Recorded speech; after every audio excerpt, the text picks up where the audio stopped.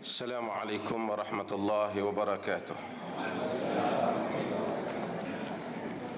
Alhamdulillah, nahmaduhu wa nasta'inuhu wa nastaghfiruh, wa na'udzu billahi min shururi anfusina wa min sayyiati a'malina.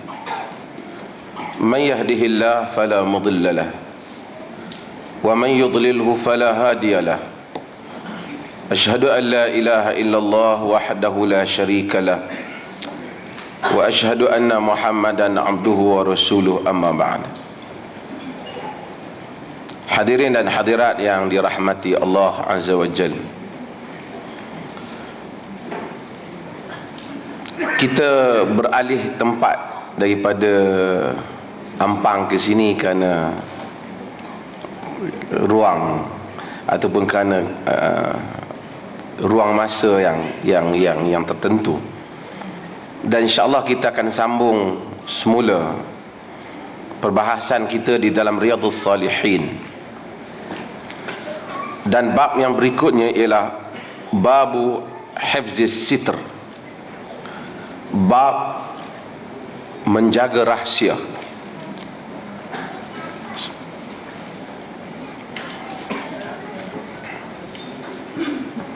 Al-Imam An-Nawawi rahimahullahu ta'ala masukkan satu bab selepas babul haya, berhubung dengan malu. Al-Imam An-Nawawi memasukkan bab berhubung dengan menjaga rahsia. Qala Allah ta'ala, firman Allah ta'ala, wa aufu bil ahd innal ahda kana mas'ula. Surah Al-Isra. Maka tunaikanlah janji, sesungguhnya janji itu ditanya.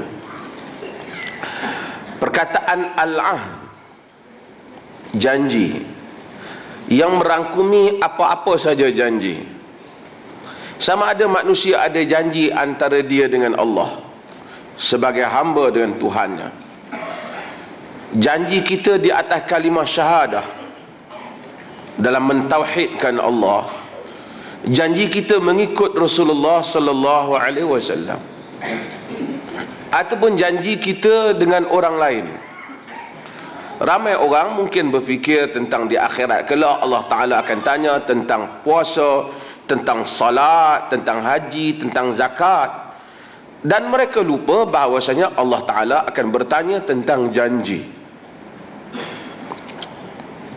Kita banyak pihak yang kita terlibat janji dengan mereka. Kita terlibat janji dengan isteri kita, dengan suami kita. Perjanjian kita seperti mana kata Nabi SAW, kamu telah halalkan kemaluan mereka dengan kalimah Allah. Maka ada janji bahawasanya sebagai suami kita kena protect mereka.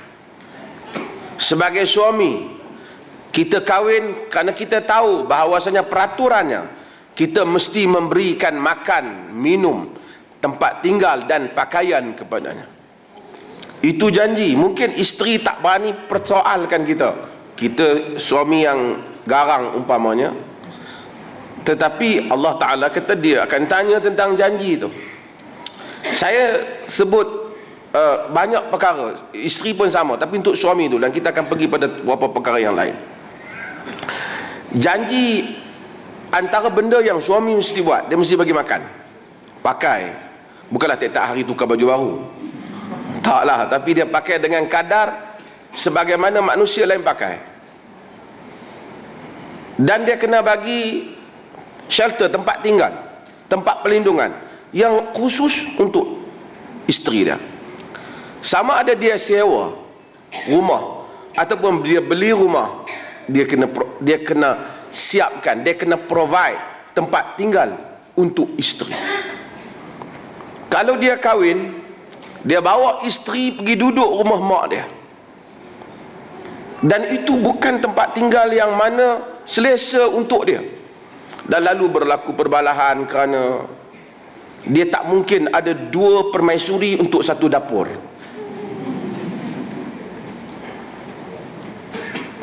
Lalu saya sebut sebab banyak kes-kes yang dihantar, ditanya, mak mentua tak puas hati dengan ini, kerana sepatutnya setiap orang menyediakan hak bagi isterinya maskan, tempat tinggal, iaitu sama ada dia sewa, dia apa, dia tak boleh ambil isteri dia, pergi hantar rumah mak dia.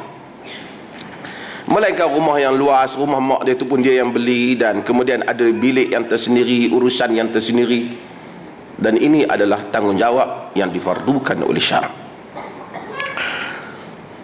Janji kita antara kita dengan kawan kita, mungkin kita janji dengan dia dengan perjanjian jual beli, perjanjian sewa, janji antara rakyat dan pemerintah, dan pemerintah dan rakyat.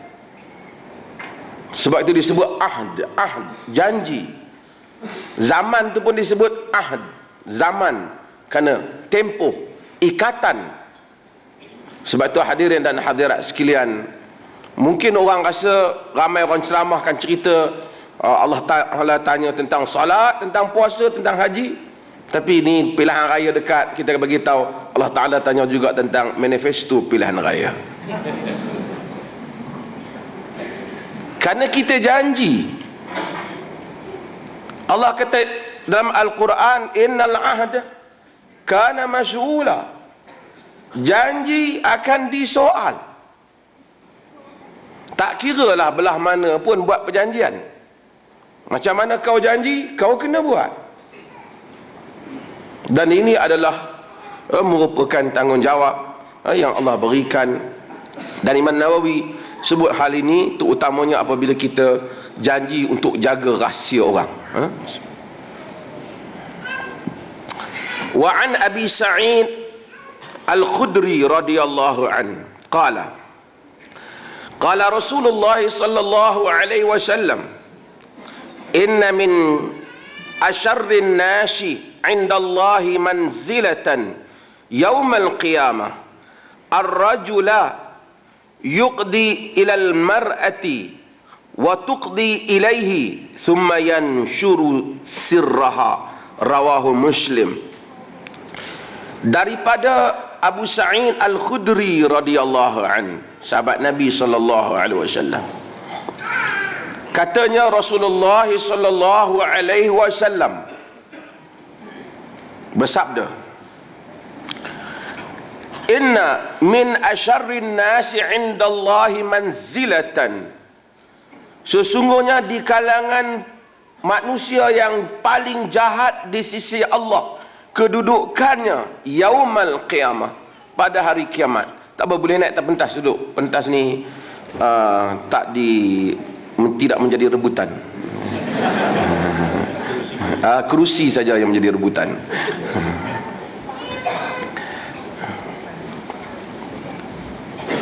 Tak apa, sini lagi kosong.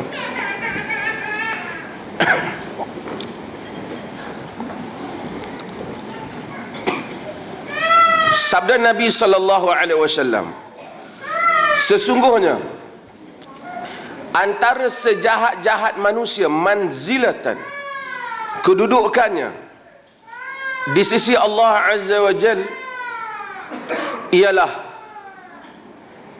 ar-rajulu, seorang lelaki, dalam konteks ini suami, yang melakukan hubungan dengan istrinya. Sebenarnya yuqdi ini maksudnya berhubung ataupun yubashir, atau melakukan hubungan seks, ataupun sebenarnya intihak, dia terhenti di situ pun boleh maksud dalam bahasa Arab. Tapi dalam konteks ini dia maksudkan melakukan hubungan seks dengan suaminya, dengan istrinya.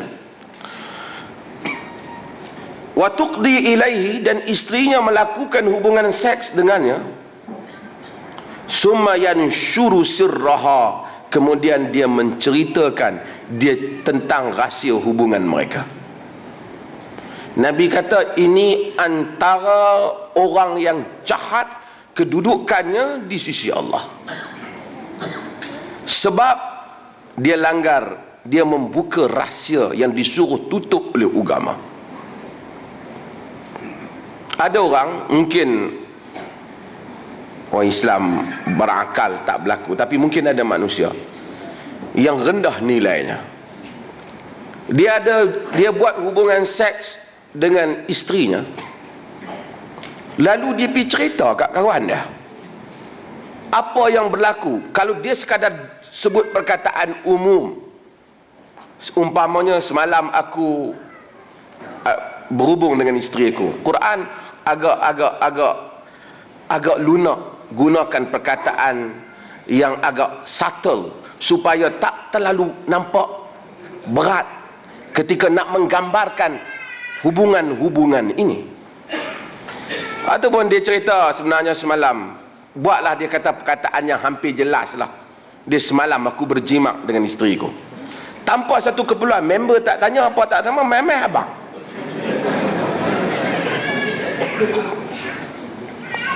Tapi dia tak detailkan. Boleh tak apa tuan-tuan, kita tempat ni sempit, kita share, kita duduk.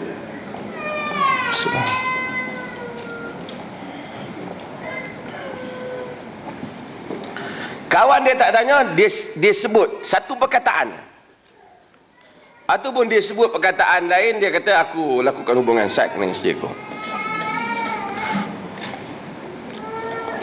Al-Imam Nawawi rahimahullahu ta'ala menyatakan bahawasanya kalau dia sekadar sebut begitu, makruh. Dan kerana itu perbuatan yang merendahkan nilai satu orang, tak pasal-pasal.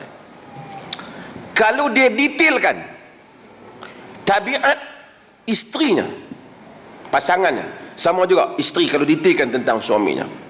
Saya ni kira kuliah untuk 18X apa?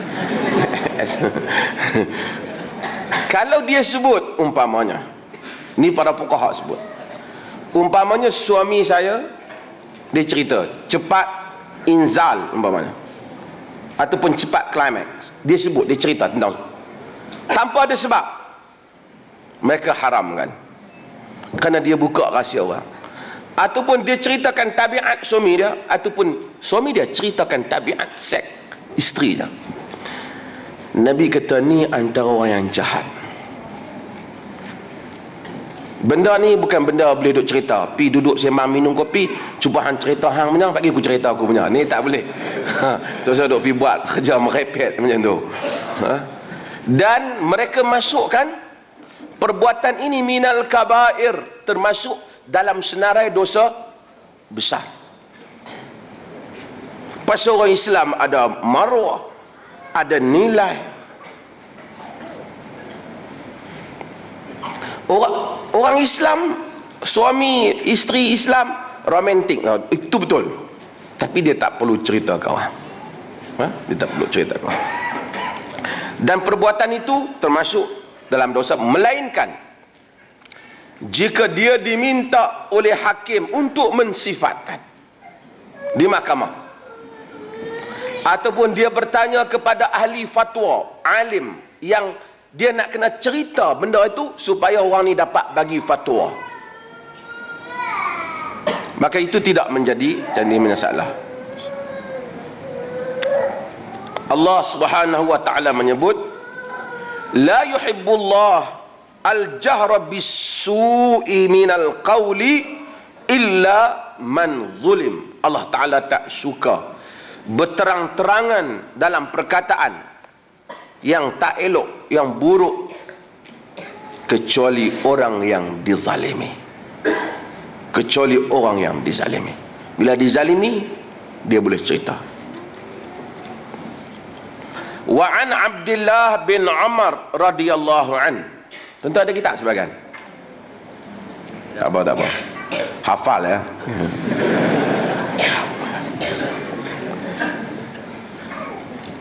Wa an Abdullah bin Umar radhiyallahu anhuma. Daripada Abdullah bin Umar radhiyallahu anhuma.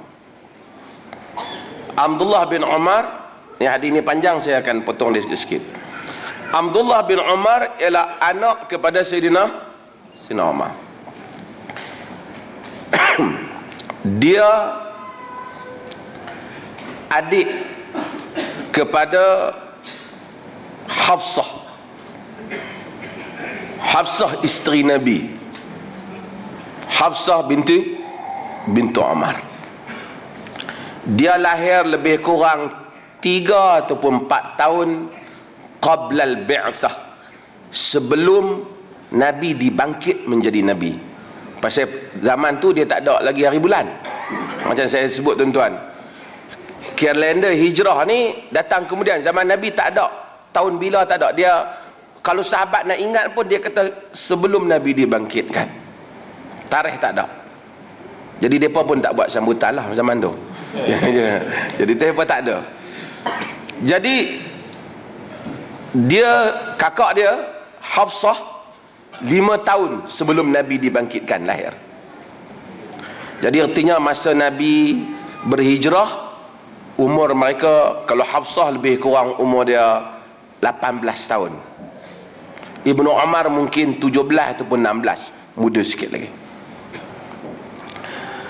Anna Umar bin Khattab hina ta'ayyamat Hafsah binti Umar min Khunais bin Hudzafah as-Sahmi. Sesungguhnya Umar bin Khattab ketika ta'ayyam ni apabila seorang perempuan tak ada suami, apabila suami dia tak ada, suami dia meninggal. Arab ni dia kata aim, sama ada lelaki ataupun perempuan yang tak ada suami, sama ada suami dia meninggal ataupun dia tak kahwin. Apabila Hafsah suami dia telah jadi janda daripada Khunais bin Hudzafah as-Sahmi, ada dalam kitab, jumpa tuan-tuan bab ni, ada. Khunais bin Hudzafah as-Sahmi ialah bekas suami Hafsah, Hafsah bintu Umar. Kita kena tahu Hafsah bintu Umar, bapa dia Umar, dia kahwin dengan siapa? Khunais. Lepas kahwin dengan Khunais meninggal, dia kahwin dengan Nabi SAW. Jadi Sayyidina Umar tu sahabat Nabi merangkap bab mentua. Juga sama dengan Abu Bakar Siddiq, kerana anak Abu Bakar Siddiq, Aisyah, berkahwin dengan Nabi, dia merangkap sahabat Nabi, merangkap bapa mentua. Okey. Khunais bin Hudzafah, ada sebahagian riwayat sebut Huzaifah, sebenarnya tak berapa tepat. Yang tepat Hudzafah as-Sahmi. Dia meninggal, dia suami Hafsah, dia meninggal semasa malam peperangan Badar.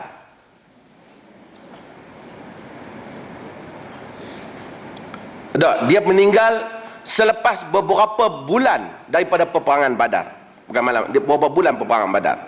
Dia meninggal lebih kurang sama ada 25 ke 30 bulan macam tu dia meninggal. Jadi Hafsah jadi janda.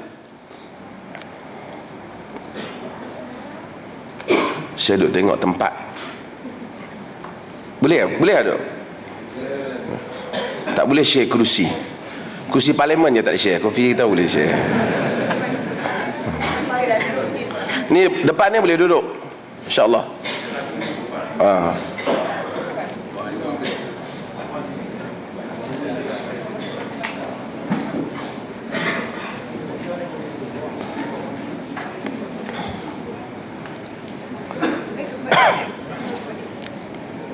Okey tuan-tuan, tak apa, semua orang yang masuk dia akan ambil tempat masing-masing.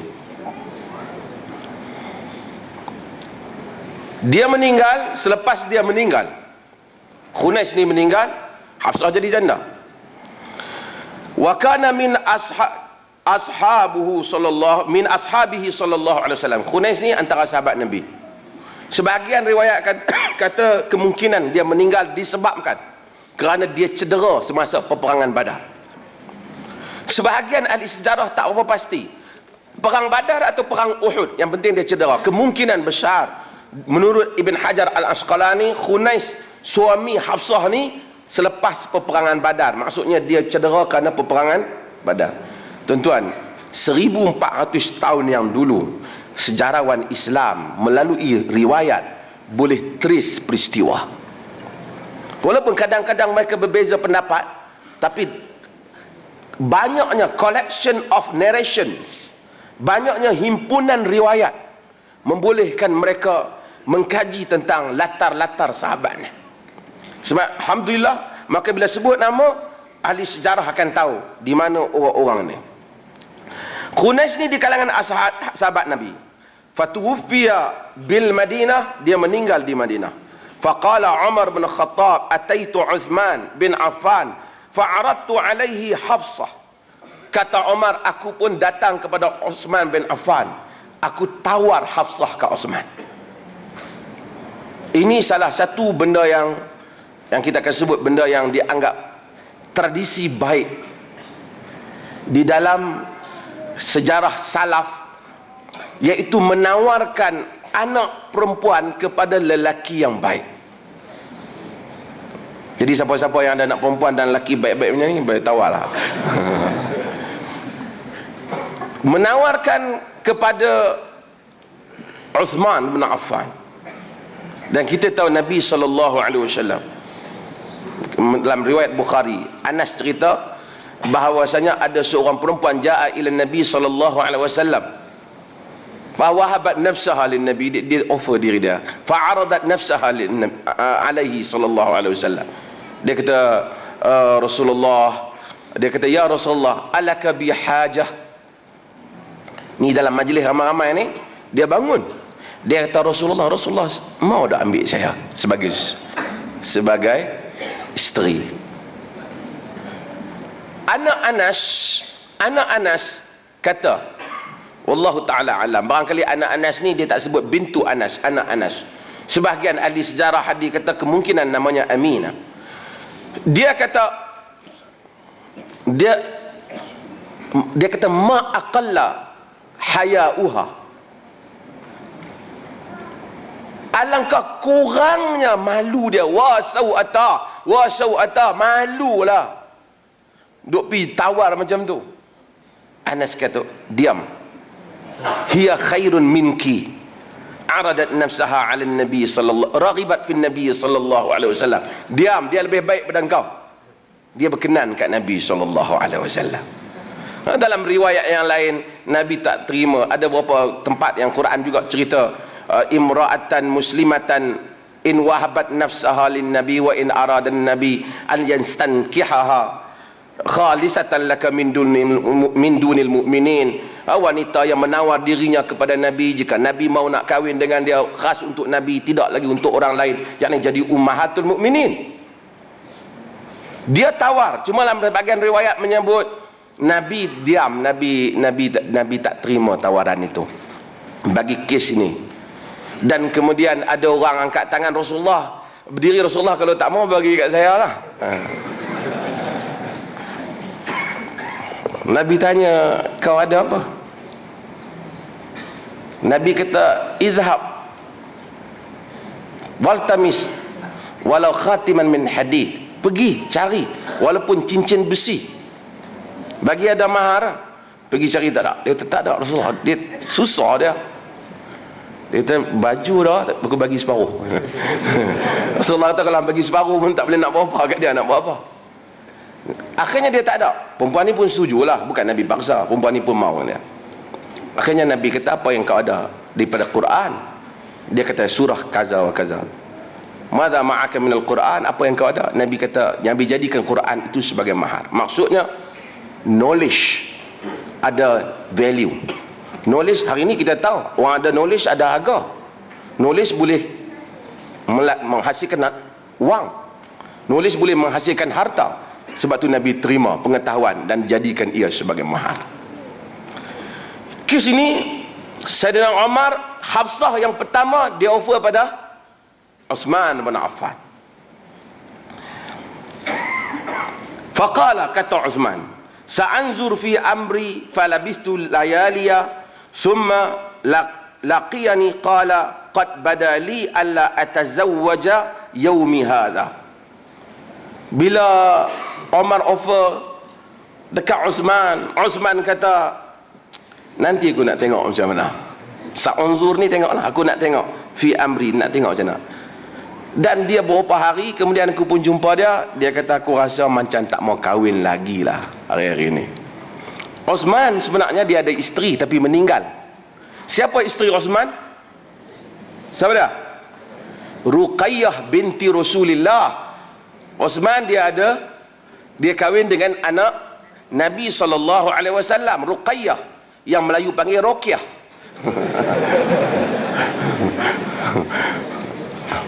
Dia kahwin dengan Ruqayyah.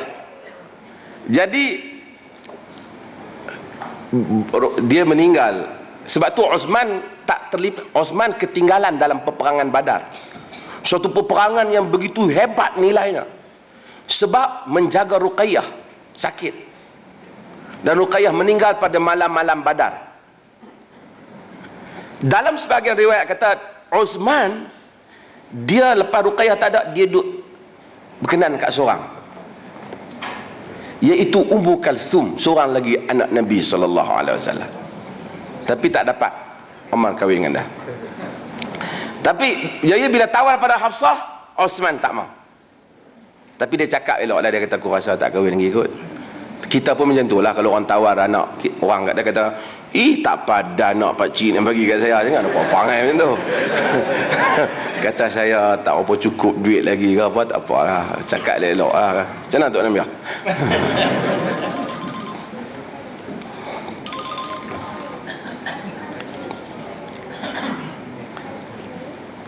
Qala Umar falaqitu Aba Bakr Siddiq faqultu in syi'ta zawwajtuka Hafsah bintu Umar. Kata Umar, kemudian aku jumpa dengan Abu Bakr Siddiq dan aku kata, jika kau mau aku kahwinkan engkau dengan Hafsah bintu Umar. Tuan-tuan, umur Hafsah berapa masa ni? Sekitar saya ingat 21, 20 gitu. Kira masih muda lah. Masih muda. Fasamata Abu Bakr. Abu Bakar bila tawar kat dia, dia tak cakap macam Osman. Dia sengam, apa tak kata. Fasamata Abu Bakr. Falam yarja' ilayya syai'an. Dia diam, apa dia tak jawab kat aku. Abu Bakr. Wa kuntu awjada alaihi minni ala Uthman. Dia kata Umar, aku marah kat Abu Bakar ni. Tak macam Osman, kalau tak mau pun habaq lah. Ni orang tawar kat dia, dia buat sengap. Apa dia tak kata? Ya tak kata, tidak pun tak kata, ulas pun tak. Abu Bakar, Omar mungkin sebahagian ahli hadis kata mungkin dia kecil hati pasal Nabi saudarakan mereka dua. Jadi orang dekat rapat dengan kita ni tawar kata ni kahwin dengan anak aku. Tapi sebab tu saya kata sebelum tu, ini adalah hakikat keadaan di mana hudud dilaksanakan. Saya ulang benda ni. Jarang orang janda, melainkan akan ada orang yang kahwin dengan dia. Sahabat-sahabat pergi perang, isteri mereka jadi janda, sahabat ni kahwin. Seorang perempuan kita akan tengok, mungkin kalau ambil dia punya CV dah, kalau universiti kan, kalau dia ambil dia punya career dia tu, kita akan dapati dia mungkin ada suami ni yang pertama, lepas tu suami ni. Sebab dalam keadaan macam ni lah satu masyarakat yang bila bangun Rasulullah kahwinlah dengan saya, tak mau orang lain kahwin, mudahnya nak berkahwin. Macam perempuan tadi yang dia tawar, Nabi tak nak. Kemudian ada orang lain tawar, Nabi kata amlakna laka, aku jadikan dia, kahwinkan dia dengan kamu. Dalam majlis tu punya senang, macam saya kata, taklah kata pergi cari bantai baldu mai duduk ya, agak-agak itik lah, apa nama, bolu ikan lah baru. No. Dalam keadaan yang macam tu, kalau ada orang berzina, memang sangat tak patut. Nabi mewujudkan persekitaran yang membolehkan yang halal mudah. Kemudian baru datang undang-undang. Kita rancang kahwin tahun ni, tahun depan tak boleh kahwin lagi. Kemudian kita bercakap soal menghukum, tidak tepat. kita kena selesaikan, sediakan kemudahan dahulu, kemudian baru datangkan hukuman. Sebab itu kena ambil kira persoalan yang sebegini. Kata Umar, falabistu layali, kemudian aku tunggu beberapa malam. Summa khatabaha Rasulullah sallallahu alaihi wasallam. Kemudian Nabi sallallahu alaihi wasallam meminang Hafsah. Tapi Umar tak pergi tanya Nabi. Mungkin atas berapa benda, sebahagian ahli sejarah, ahli hadis kata, mungkin dia nak jaga hati Abu Bakar, pasal anak Abu Bakar Aisyah ada dengan Nabi. Kemungkinan juga mungkin dia jumpa ni dulu, nak upi kat Nabi ni kira besar jugalah ni kan. Jadi tak tahu, tapi dalam riwayat kata dia tak tanya lah, sehingga Nabi sendiri yang pergi pinang. Fa'ankahtuha iyah, lalu aku mengawinkan Nabi dengan Hafsah.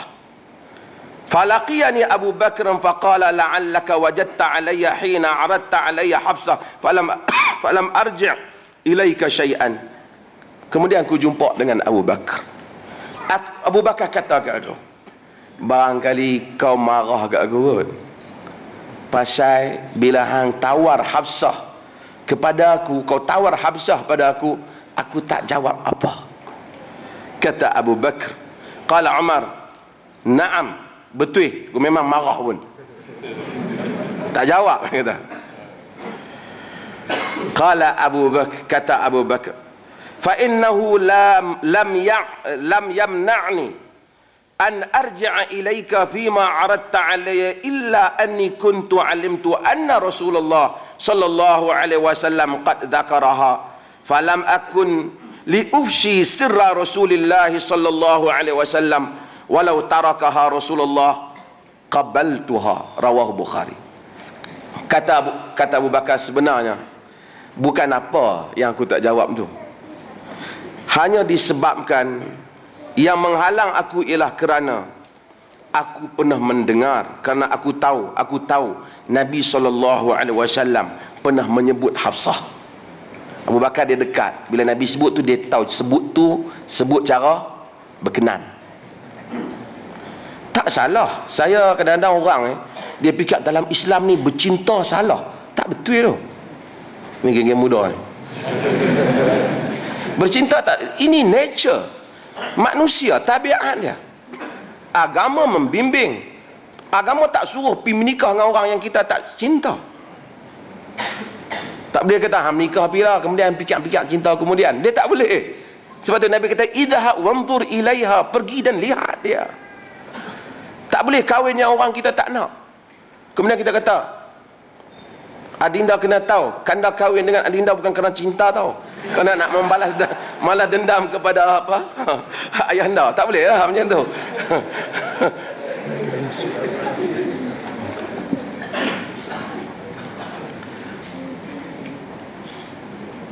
Nabi sebut, Abu Bakar tahu bahawasanya Nabi. Kata Abu Bakar, walau tarakaha Rasulullah qabaltuha. Jika Rasulullah sallallahu alaihi wasallam tinggal, tak terima, tak ambil Hafsah, nescaya aku akan menerimanya. Maksudnya aku pun mau, tapi aku bagi Nabi dululah. Inilah Abu Bakar Siddiq radhiyallahu anhu. Yang Al-Imam Nawawi masukkan hadis ni disebabkan nak ceritanya Abu Bakar ni dia tak mau cerita sir Nabi. Benda tu kecil ya. Kalau dia kata ni tak apa, Nabi mau. Pasal apa dia tak mau? Barangkali pertama dia tak mau kot nanti Omar salah sangka. Kedua, mungkin dia tak mau nanti dia habaq kat Omar, dia rasa macam Nabi mau, Nabi sebut, mungkin Omar akan ada harapan yang besar. Tiba-tiba Nabi tak mau, jadi Omar tentu akan kecewa. Jadi dia tak bagi tahu. Ini Abu Bakar Siddiq. Dan tuan-tuan tahu Abu Bakar ni, sebab tu saya baca hadis beberapa tempat, apabila kita sayang kat Abu Bakar. Dalam Al-Bidayah wan Nihayah, Ibnu Kathir sebut cerita Abu Bakar.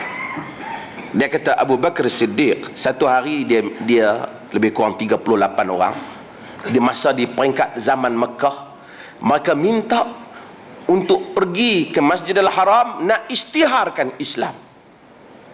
Nabi kata innala qalil, kita sikit, tak usah cuba lah, bahaya. Dia minta Rasulullah, bolehlah. Dia pergi dan kemudian masuk ke masjid, dia kempen Islam dalam masjid. Kena tahu zaman tu zaman Mekah, semua orang datang dan pukul. Dan orang yang pukul Abu Bakar sungguh-sungguh ialah Utbah bin Rabi'ah, salah seorang orang besar Mekah. Pecah muka Abu Bakar, pitam. Kabilah Abu Bakar Siddiq, Bani Tayyim, datang dan selamatkan Abu Bakar. Bani Tayyim ni tak Islam, tapi dia selamatkan. Yang ni dia Arab, dia ada nilai asabiyah. Walaupun aku tak sokong dia, tapi kalau kau buat dia kabilah aku perang. Dia orang ambil Abu Bakar balik, Abu Bakar pensan, tak tahu dia hidup ke mati. Bani Tayyim kata, kalau sekiranya Abu Bakar mati, kami akan bunuh Utbah bin Rabi'ah. Sebab tu tuan-tuan kena tahu, bila kita nak baca sejarah, kita kena tahu dia punya background, culture, sesuatu kaum. Sebab itu bila dia orang nak bunuh Nabi, dia orang ambil bagi setiap kabilah wakil. Sebab kalau bunuh Bani Hashim tak boleh nak revenge, sebab ramai sangat. Jika setakat kabilah kau bunuh, dia dari kabilah aku akan balas. Dan slogan mereka, unsur akhaka zaliman au mazluma. Kemudian Nabi ubah maknanya, iaitu tolong saudaramu, dia zalim ataupun dia kena zalim, tak usah kira. Geng kita kena tolong. Dia tolong. Sebab tu mereka tak boleh buat apa kat Rasulullah bila Abu Talib ada. Kerana Abu Talib sentiasa membela Nabi, sekalipun dia tidak beragama macam agama Nabi. Sebab sifat kabilah,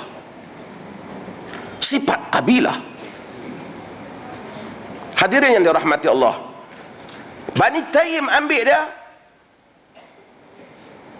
pergi balik, kata mereka, kalau Abu Bakar mati, kami bunuh Rabi'ah. Orang Utbah patah balik main tengok Abu Bakar. Dia duduk tengok. Tiba-tiba Abu Bakar sedar. Dan soalan dia yang pertama, ma fa'ala Rasulullah, Rasulullah buat apa sekarang? Bani Tayyim kata, karutlah kita tolong dia. Dia duk teringat kat Muhammad dah. Dia bangkit, dia berbelah.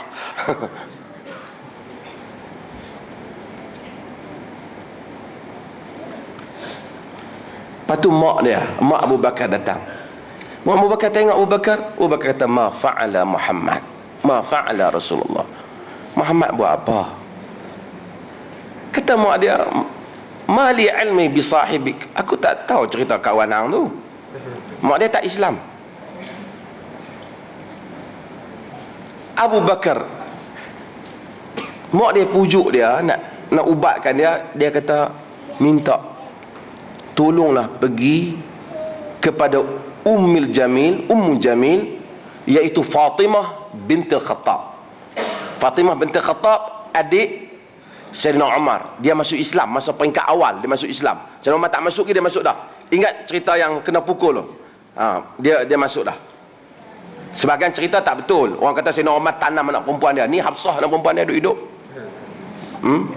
Ni Hafsah ni anak perempuan yang lahir semasa jahiliah lagi. Umar tak masuk Islam lagi. Nabi baru bangkit jadi Rasul. Maksudnya Nabi baru bangkit ni, baru mengistiharkan diri jadi Rasul. 5 tahun sebelum Nabi istihar jadi Rasul, Hafsah lahir. Bukan 5 tahun sebelum Nabi lahir. Kalau tidak, Hafsah umur berapa dah kan? Jadi masa dia kahwin dengan Nabi lebih kurang dah 50 lebih, Hafsah baru 20.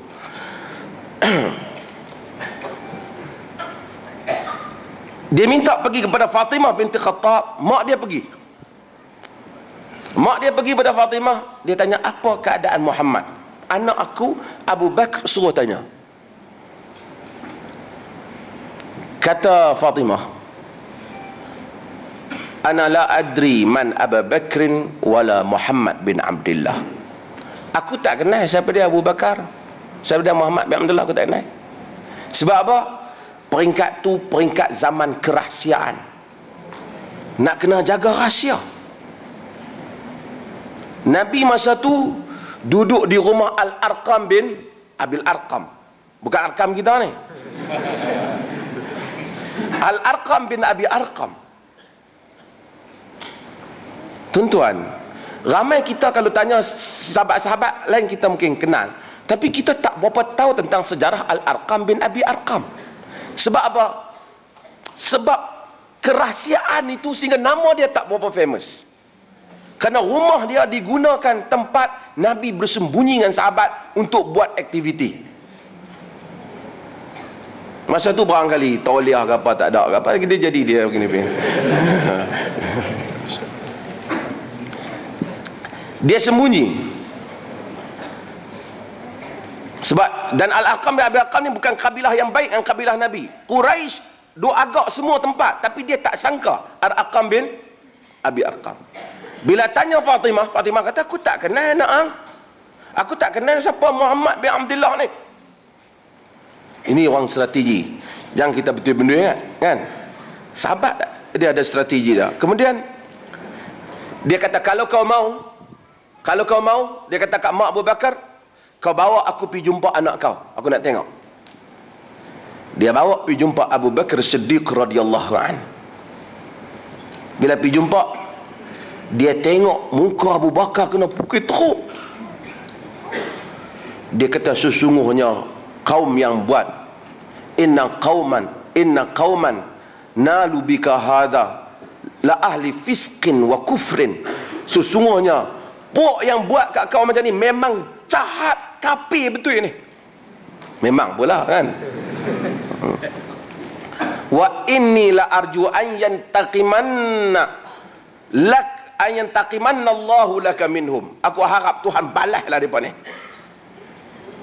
Lepas tu Abu Bakar tanya, Muhammad macam mana? Rasulullah apa keadaan? Diri dia tu teruk dah. Nabi tak pi tadi ni masa pi kempen tu. Dia Fatimah, dia tengok kat mak Abu Bakar. Dia kata, dia ada boleh bagi tahu lah. Abu Bakar kata, tak apa, dia tak apa. Dia kata, salimun sahihun. Nabi sihat, dia kata, tak ada masalah. Abu Bakar kata lega. Mak dia ambil makanan bawa, ambil minuman mai kat Abu Bakar. Kata Abu Bakar, la azuqut ta'am wala ashabu syarab hatta ati Rasulullah sallallahu alaihi wasallam. Aku tak akan makan makanan, aku tak akan minum minuman sehingga aku dapat tengok Nabi sallallahu alaihi wasallam. Mak dia kena papah dia bangkit, bawa pergi dia tempat di rumah Al-Arqam bin Abi Arqam, nak tunggu sehingga orang tak keluar malam. Quraisy semua tak muncul, baru nak bawa senyap-senyap, dia tak makan. Sehingga dapat bawa jumpa dengan Rasulullah.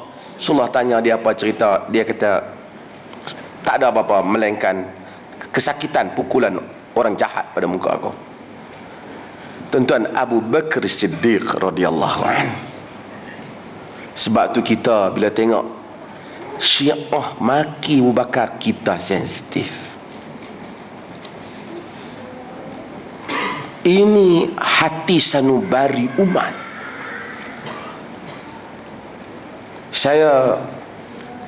Kita pegang yang Anas bin Malik kata. Anas bin Malik kata. Sebab tu saya sebut barangkali tu. Anas kata, bila seorang datang tanya Nabi, mata sa'ah, Nabi duk cakap mata sa'ah, Rasulullah, kiamat bila? Nabi tak jawab sebab Nabi tak tahu kiamat bila. Geng internet saja yang tahu kiamat bila.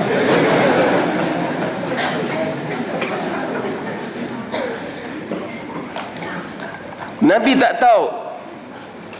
Orang tanya Nabi, Nabi kata, Jibril tanya Nabi kiamat bila, Nabi kata mal mas'ul bi a'lam min asyail. Orang yang ditanya tak lebih tahu daripada orang yang bertanya. Nabi tak tahu.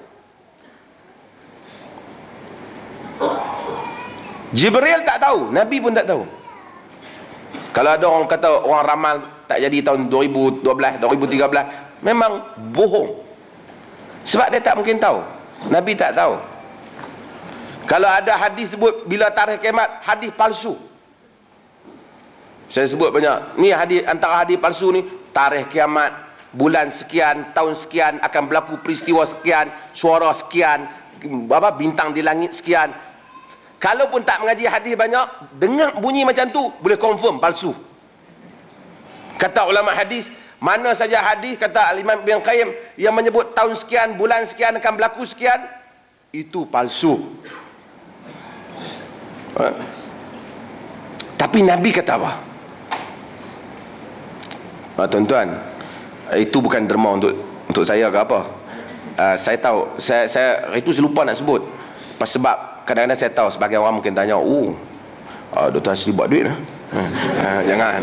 Tak ada lah.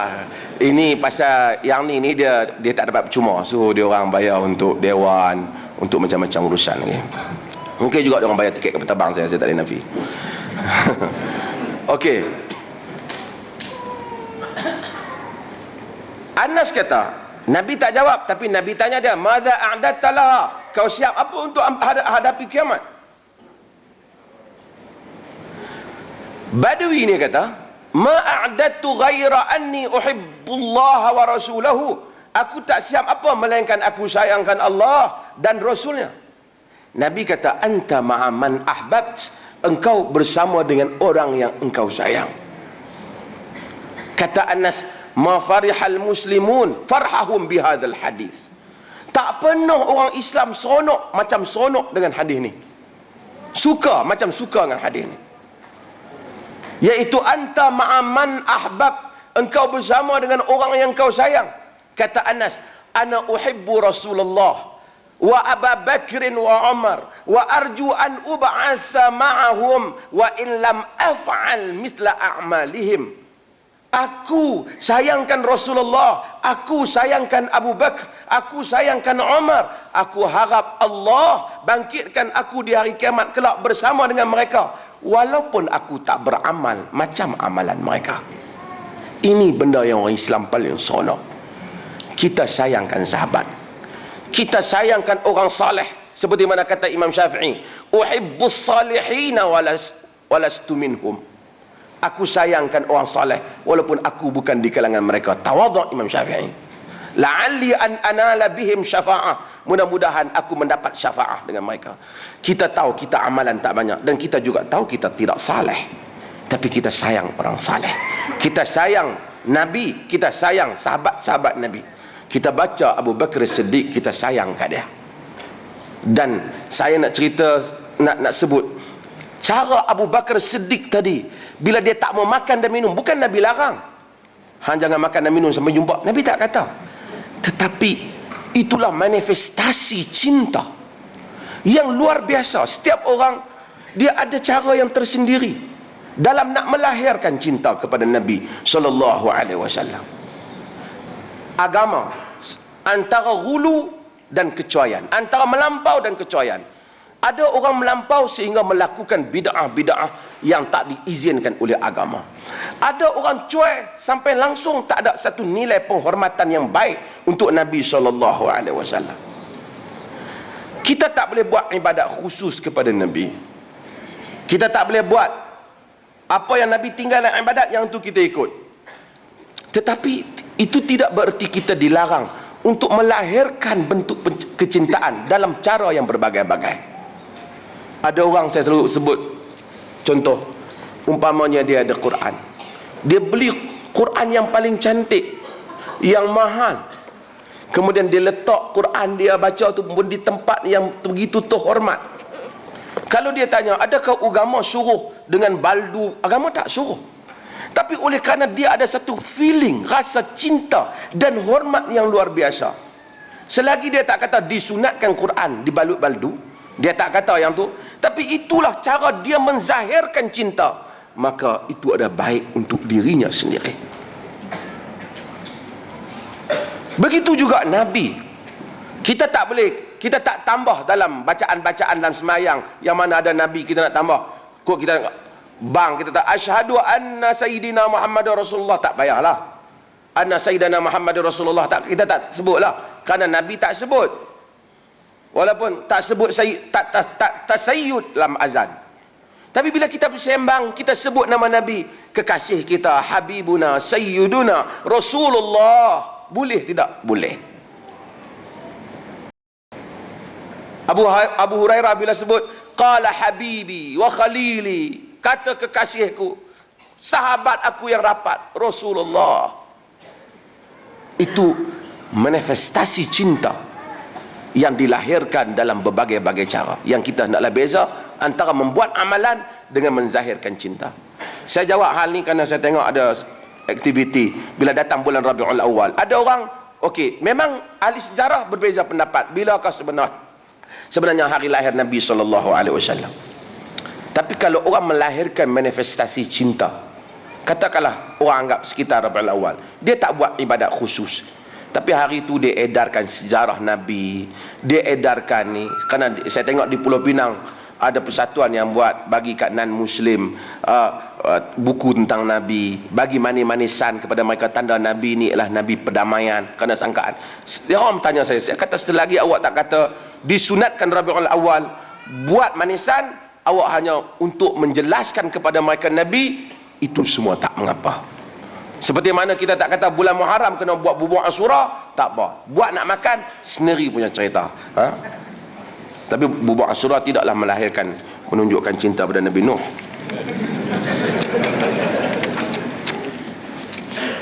Wallahu ta'ala alam. Ini adalah hadis yang kedua yang kita baca. Dan hadis ini juga, macam saya sebut tadi, menunjukkan bahawasanya disunatkan ataupun digalakkan, kata disunat, seseorang mencari pasangan yang baik.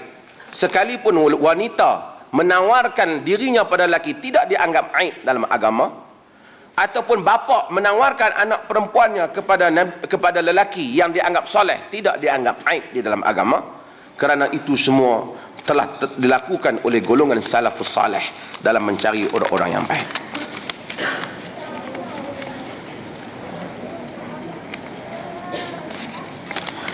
Wallahu ta'ala alam. Dan saya akan jawab soalan-soalan ni.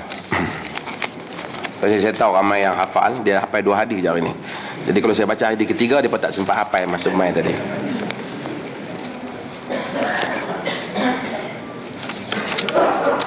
Saya rasa macam saya tuan-tuan dah ada dengar dalam kuliah-kuliah saya yang lain. Ini masalah kalimah Allah ni, dia tanya. Saya nak ringkas. Hari ni pula orang kata, siapa yang kata Kristian boleh guna kalimah Allah, jadi murtad pula.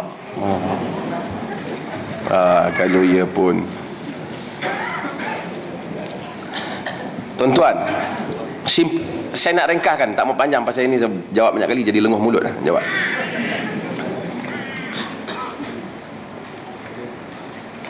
Pertama,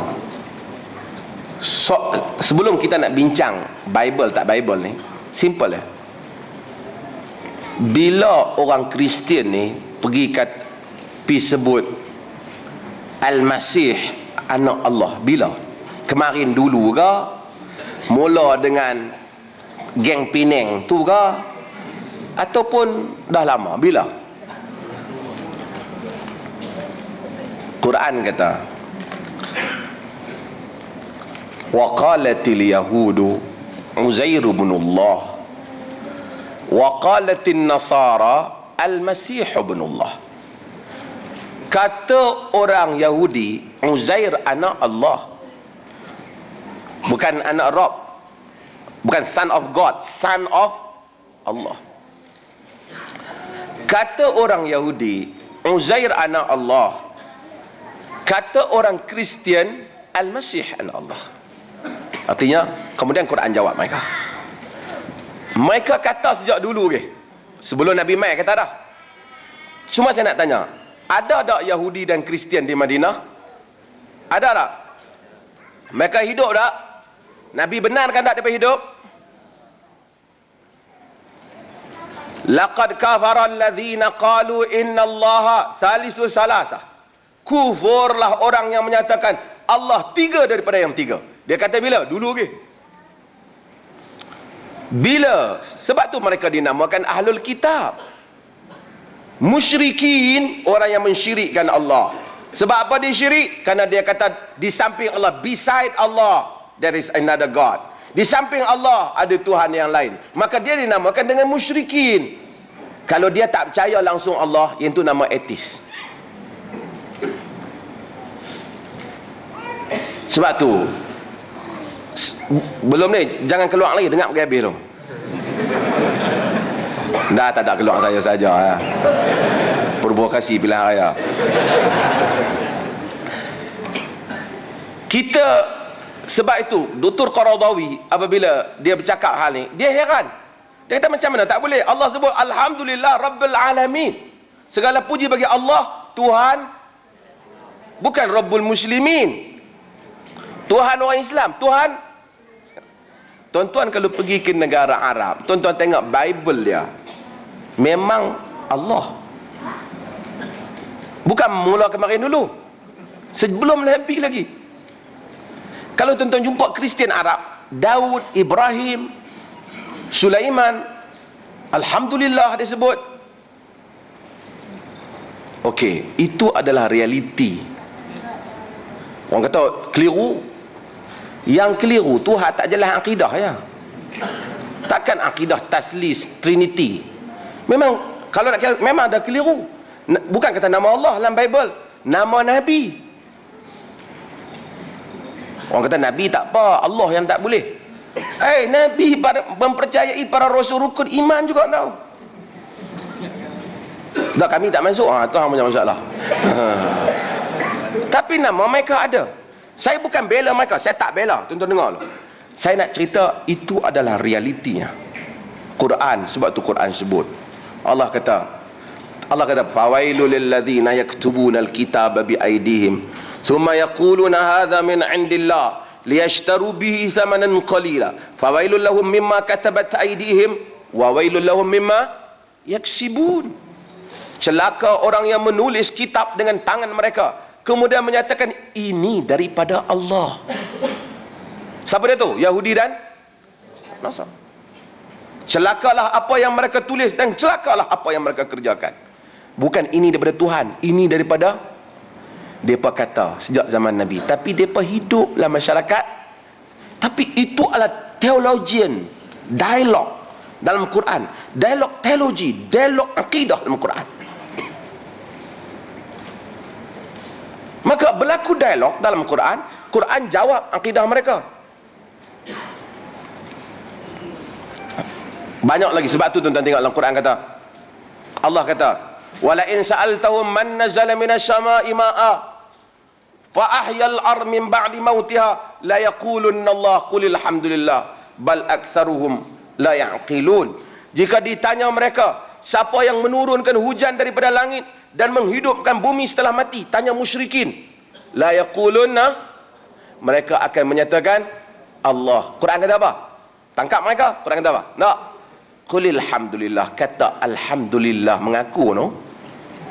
Tetapi kebanyakan mereka tidak berakal. Sebab tu mereka musyrik, kerana mereka percaya ada Allah tapi pergi tambah. Allah hendaklah merujuk kepada supreme being, bukan merujuk kepada idols. Allah itu merujuk kepada zat Tuhan, the essence of God, zat Tuhan, merujuk kepada supreme being. Allah itu yang mereka kata, dan itu pun yang mereka, dan mereka musyrik. Nabi SAW dalam hadis Bukhari, dia buat perjanjian dengan Suhail bin Amr.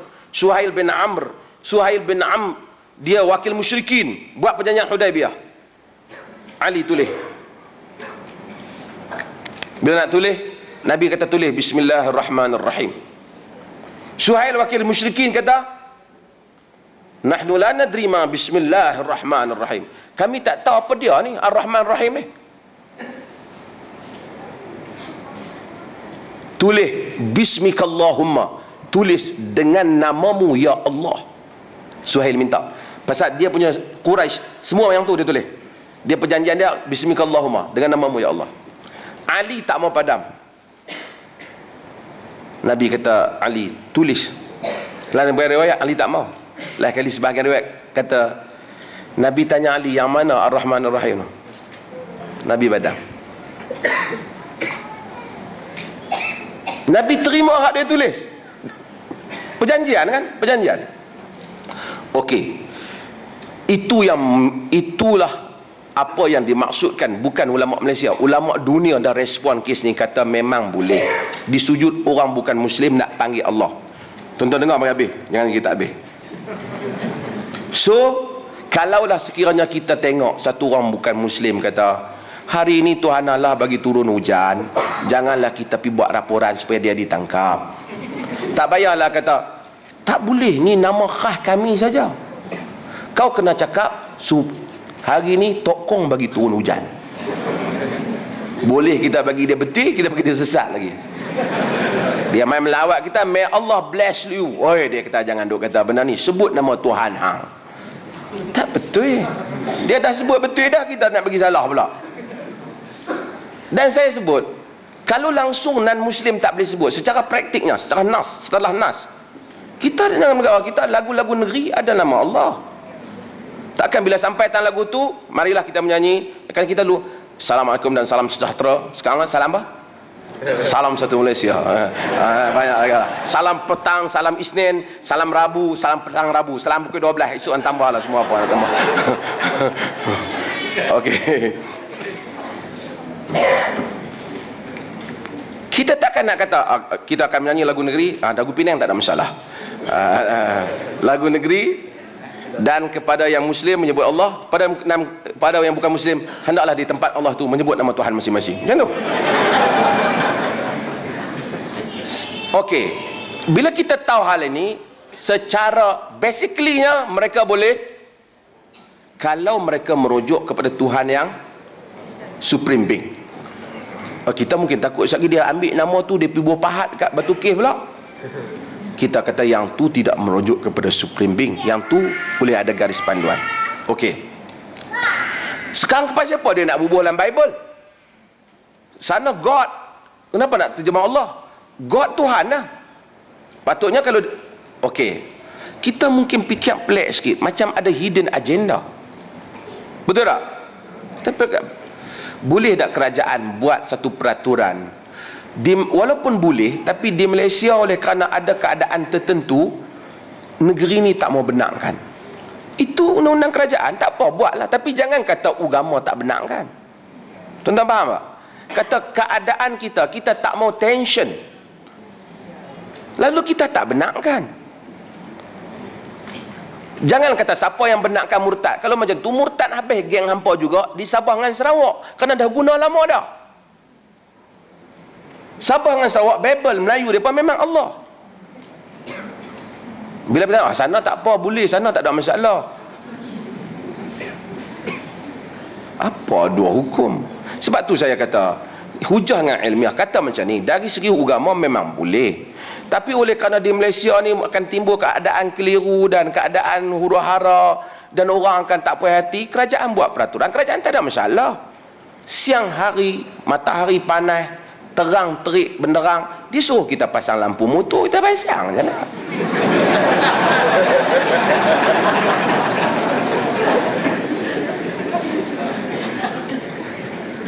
Pasal itu peraturan. Kereta kita beli 260, dia kata bayar 110, kita patuh 110, tak apa. Walaupun kereta kita beli, kerajaan memang ada hak. Orang tanya saya, habis tu mana satu nak patuh hukum Tuhan? Government ada hak apabila dia rasa benda tu termasuk dalam siasat syariah. Saya buat satu contoh untuk mudah faham. Kita semua tahu semayang duha hukumnya apa? Sunat. Kita kerja pegawai kerajaan apa semua, time kerja, time semayang time kita jaga kaunter di pejabat kita hilang. Bos kita tanya pergi mana?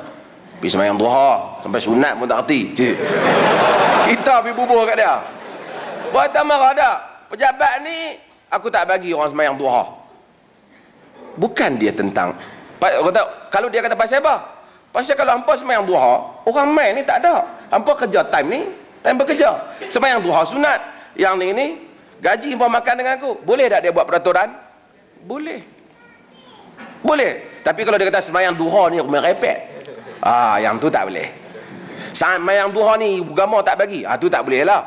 Hang tak mau, hang kata hang tak boleh sebab hang pekerja aku. Kalau hang tak mau, hang nak sembahyang juga, hang jangan kerja dengan aku. Kerana ada satu keadaan yang mungkin kalau kerajaan boleh justifikan, mereka tak boleh.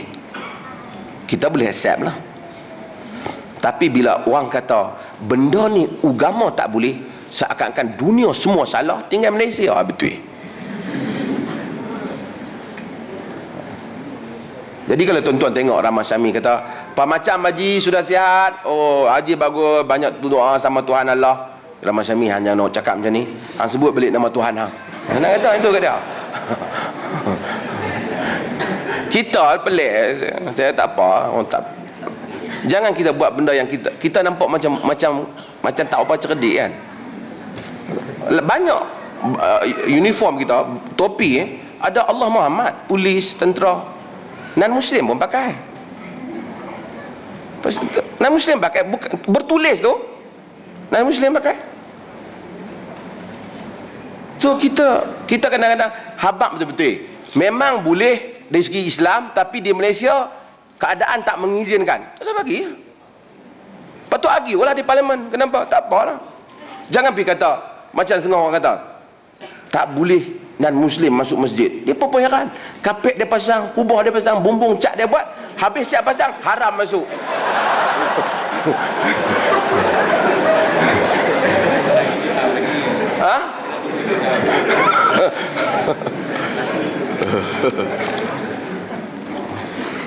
Jadi orang bukan Islam lagi pening lah dengan Islam.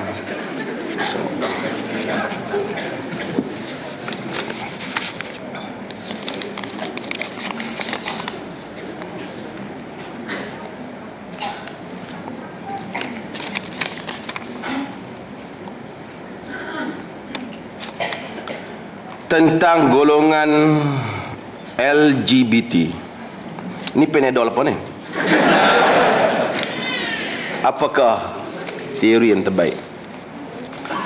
Tuan-tuan, Muslim tak terima benda ni, dan benda ini adalah haram jelas di syarak.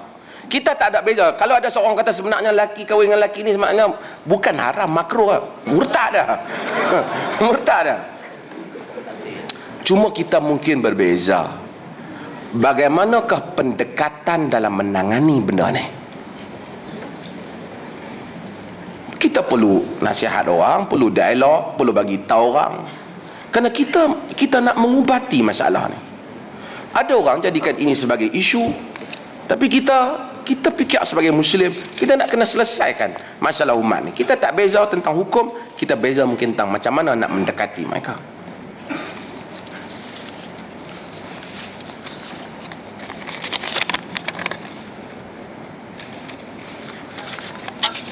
Saya akan ambil soalan-soalan yang mungkin kita boleh sentuh semua.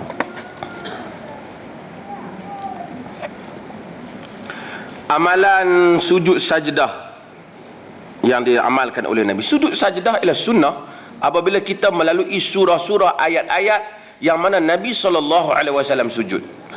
Dalam zaman kita ni mudah bahawasanya Quran tu dah ditanda kat mana nak sujud. Bila lalu kita sujud. Tapi bukan kita sengaja pergi cari ayat tu nak sujud, dah. Kita baca Quran, bila kita jumpa ayat tu kita sujud. Pada hari Jumaat kita baca surah sajdah, bukan kerana nak sujud sajdah. Kerana pada pagi hari Jumaat Nabi antara kebiasaannya, dia baca juga surah lain, dia membaca surah sajdah. Dalam surah sajdah tu ada ayat sujud saja, maka kita sujudlah. Bukan kita dok pergi, oi, jangan rugi tak dan sujud. Betul sujud tu dapat pahala, rugilah juga. Tapi bukan tujuan baca tu kerana nak sujud. Tujuan baca kerana Nabi membaca surah berkenaan.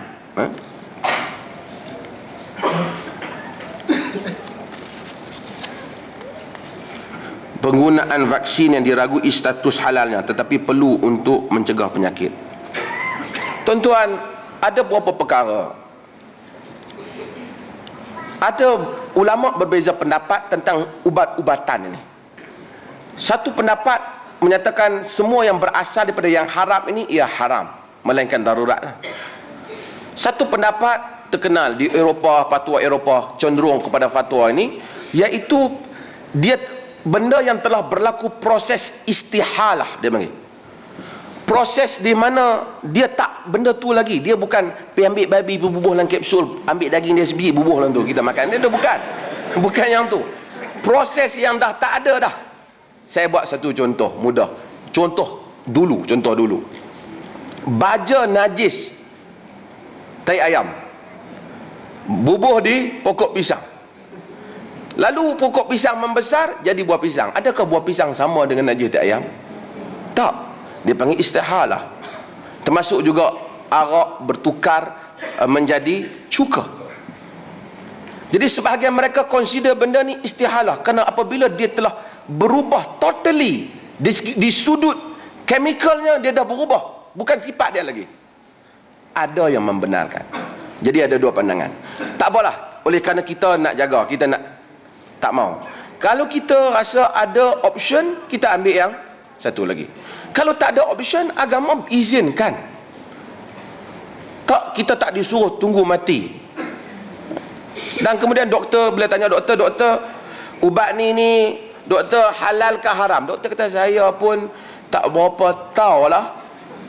Boleh makan ke tak? Boleh ke tak? Boleh.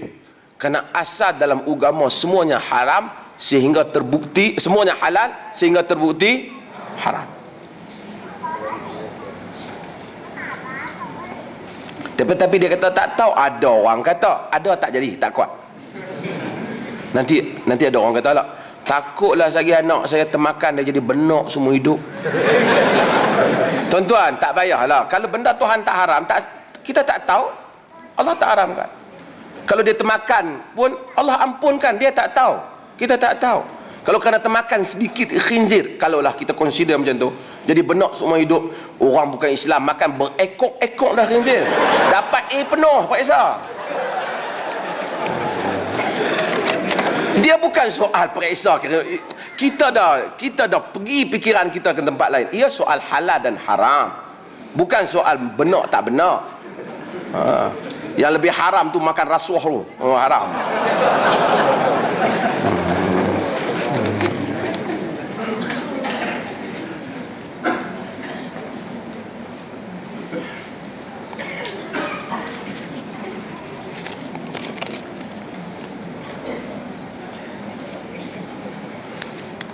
Masukkan anak ke mainstream atau salafi.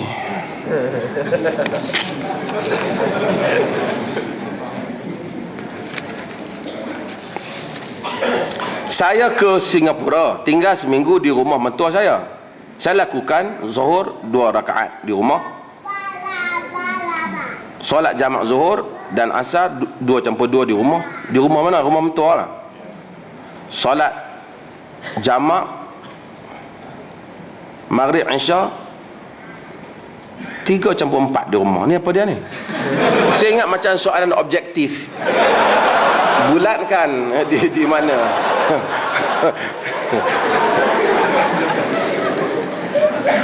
Musafir 2-2. Selagi kita musafir, as long as you consider yourself as traveller, musafir, you are musafir. Berapa bulan pun tu saya kisah. Ibnu Umar di Azerbaijan berbulan-bulan dia jamak qasah. Selagi kita kata, sebab tu ulama, saya sebut, saya ingat beberapa kali, dia dua pandangan ni. Saya tahu pelajar-pelajar luar negara, kita bila pergi ke suatu tempat, kalau kita consider kita dah jadi ahli negeri tu, orang tanya duduk mana? Oh, saya sekarang memang duduk, kita di sini tempat kita, dan ini alamat kita, ini tempat urusan kita, kita rasa di sinilah tempat pemukiman kita, kita kira ahli negeri tu. Tapi kita kira anytime kerja saya habis, saya balik ke tempat saya, kita kira kita musafir. Jumhur ada memberi pendapat tentang 5, tentang 18 dan seumpamanya. Tak apa, itu pandangan yang tuan-tuan dengar. Boleh juga pakai. Setengah orang kata tak, saya nak kira pandangan jumhur yang menyatakan 5 hari tak masuk, hari masuk dan hari keluar, dan ada yang 17 hari dan seumpamanya. Pandangan khilaf dalam masalah ini. Ibnu Taimiyah rahimahullahu ta'ala dan juga Ibn Qayyim memberi pandangan, selagi awak tak anggap awak ahli negeri itu dan awak akan balik anytime apabila awak selesai, awak adalah musafir. Walaupun awak macam kita pergi belajar. Ini Ibn Qayyim sebut. Kalau kita kata, kalau hari ni aku dapat sijil, esok aku balik, artinya kita tak anytime. Maka kata mereka boleh. Sebab tu tuan-tuan jangan heran jika tengok sebagian orang Arab dia jamak walaupun lama dia duduk. Syekh Muhammad Saleh Ibn Utsaimin apabila dia bahas semua benda ni, dia bagi tahu jumhur punya pandangan yang tadi ada had hari. Tapi yang kedua, pandangan Ibn Taimiyah dan Ibn Qayyim dan Muhammad Saleh Ibn Utsaimin kata wahwa mazhabun haqqun insya-Allah, inilah mazhab yang benar insya-Allah. Tapi kalau kita tak mau, tak apalah. Oh, dia kata tak boleh, hang tak boleh, tak mau tak apa. Ada option, dua pandangan, kedua-duanya pandangan sarjana Islam. Tak usah berkelahi pasal hal tu.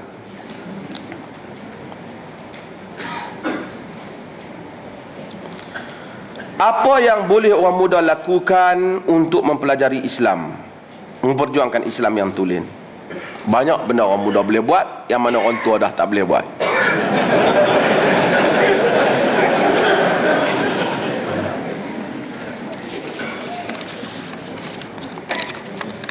Kita hari ini memang senang, bukan senang. Nak membantu Islam ni, kalau kita mau memang mudah. SMS boleh hantar, email, apa lagi? Twitter, Facebook. Tapi pastikan yang kita hantar tu maklumat agama yang betul. Banyak benda yang kita boleh buat yang orang dahulu tak boleh buat.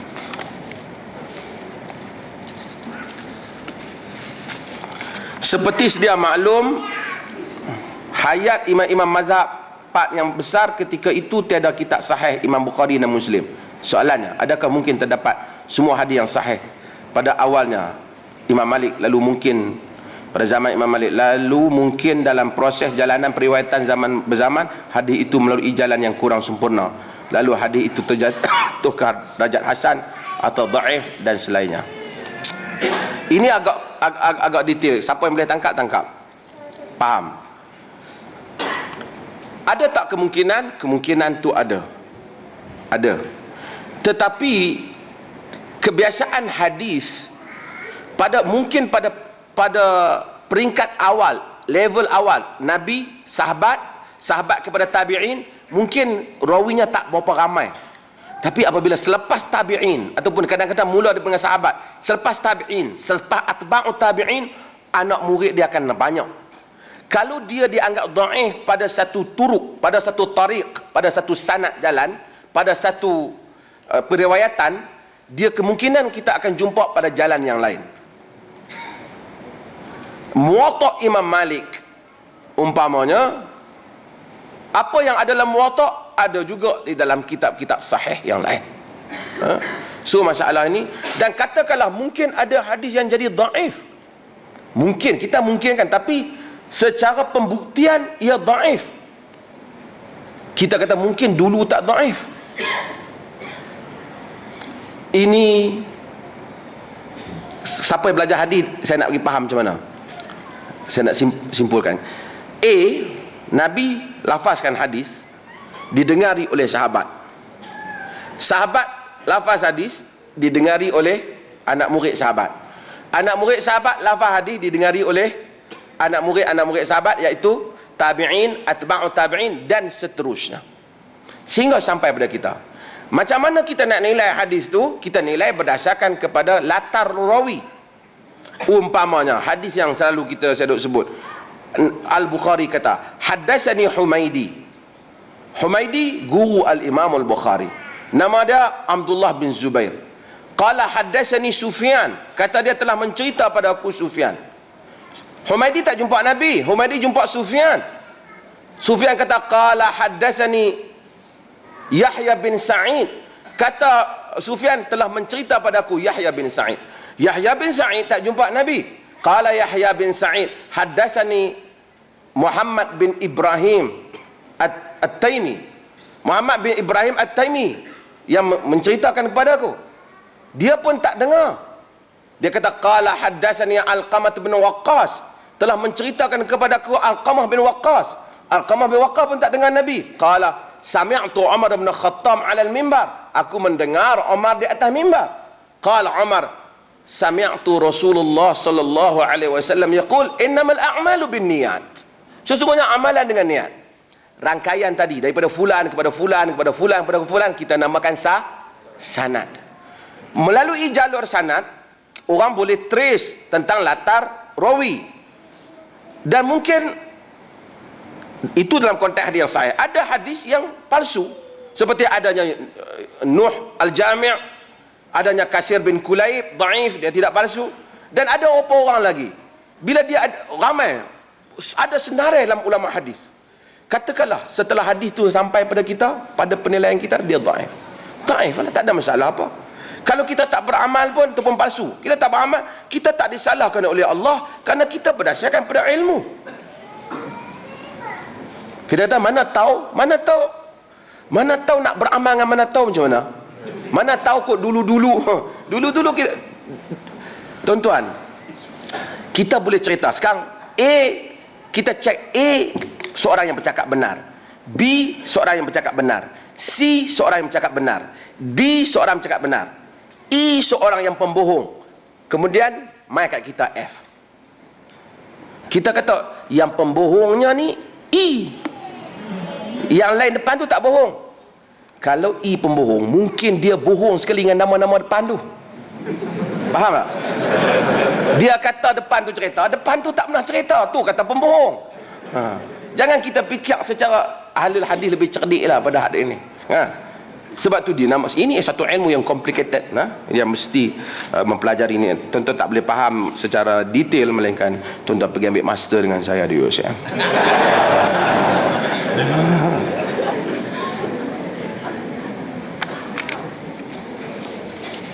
Jamak bila kesulitan, kesakitan, saya ingat saya jawab banyaklah.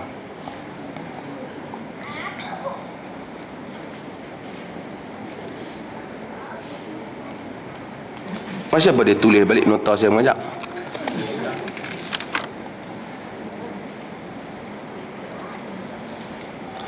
Doktor mau tanya mengenai kes yang Imam Bukhari waham dalam tangan panjang yang Saudah meninggal sebelum Zainab dalam Fathul Bari. Betulkah Al-Hafidh bin Hajar mempertahankan Bukhari sedangkan kebanyakan ahli siyar dan ahli ilmu menyatakan Imam Bukhari waham? Imam Bukhari waham dalam masalah itu pada sisi kebanyakan ahli siyar dan ahli hadis. Cerita dia saya ingat saya Nabi kata, Nabi tanya, isteri-isteri tanya Nabi, ini riwayat dalam Bukhari, ayyuna asra'u luhuqan bika, siapa di kalangan kami yang paling awal akan mengikuti Nabi, akan meninggal sampai Nabi wafat. Nabi kata, atwalukum yadan, tangan yang paling panjang. Jadi bila Nabi wafat, isteri-isteri Nabi beliau berkumpul, dia ukur tangan siapa banyak. Dari segi tangan panjang, tangan Saudah binti Zam'ah. Saudah ni isteri Nabi, imra'ah batina, dia seorang isteri yang agak gemuk, isteri Nabi. Saudah ni isteri yang mana dia bagi hari dia pada Aisyah. Dia mungkin tak dapat layan Nabi, dia bagi hari dia. Jadi Aisyah dapat hari lebih pada orang lain kerana Saudah bagi hari dia. Ini peristiwa Saudah ni, Saudah binti Zam'ah, yang disebut orang Melayu sebagai Saudah. Saudah binti Zam'ah telah menjadi dalil kepada tentang, dijadikan dalil tentang masalah misyar. Kalau saya pernah sebut misyar, iaitu boleh tak kalau kita ada isteri dua, isteri hak kedua tu dia beralah umpamanya, tak apa, dia kata bagilah kat hak yang pertama tu 3 minggu, saya ambil seminggu pun tak apalah. Boleh tak kalau dia beralah? Boleh lah, hak dia. Boleh tak kalau sebelum kahwin lagi dia azam beralah? Dia kata pasal dia berlaku di fenomena di Gulf, negara Teluk. Ramai wanita tak kahwin sedangkan umur dia sudah meningkat. Nak kahwin bila dah umur dah mai, dah 30, nak kahwin dengan geng-geng muda 25, mana nak mau? Nak kahwin dengan lelaki yang mungkin 35 ataupun 40. Lelaki 35, 40 semuanya ada, kebanyakannya ada, dan dia berkenan dengan lelaki yang ada isteri contohnya. Tapi bila dia kata aku tak boleh nak kahwin sekali isteri aku tahu aku marah dia hingap dan tak cukup hari dia marah. Oh, dia tak apa. Saya beralah. Saya ambil 3 hari pun tak apa, katakanlah kan. Yang lain dia ambil. Dia janji daripada awal. Benda ni dinamakan sebagai hukum misyar. Boleh tak? Ulama khilaf, tapi majoriti ulama menyatakan boleh jika sekiranya dia redha, isteri kedua tu redha. Saya tak kisah. Saya ambil 4 hari ya. Hak sebulan lain bagi ke dah misalnya. Dan boleh tak kahwin? Boleh. Tak apa, saya bukan nak cerita tentang misyar, saya cerita pasal tangan panjang. Tangan panjang ukuk Saudah. Tetapi Saudah dia mati pada zaman Muawiyah. Yang mati awal sebelum Saudah ialah Zainab, mati pada zaman Umar bin Khattab radhiyallahu an. Tangan dia tak panjang, tapi dia seorang penderma. Dia ada industri kecil di rumah dia, jahitan semua.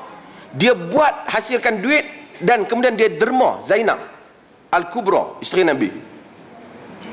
Jadi maksud tangan panjang Nabi itu bukan maksud tangan tu panjang, tapi maksud suka menderma.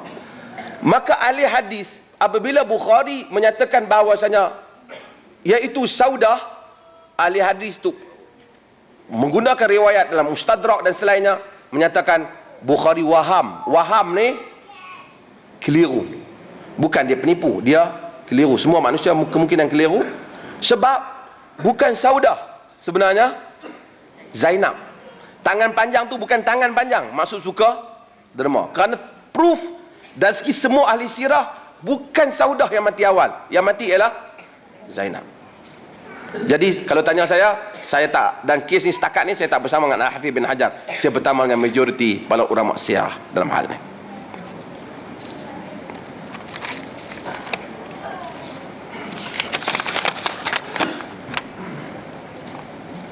Sekiranya isteri ingin melawat ibunya tetapi tidak dibenarkan oleh suami, adakah isteri tersebut boleh melawat ibunya?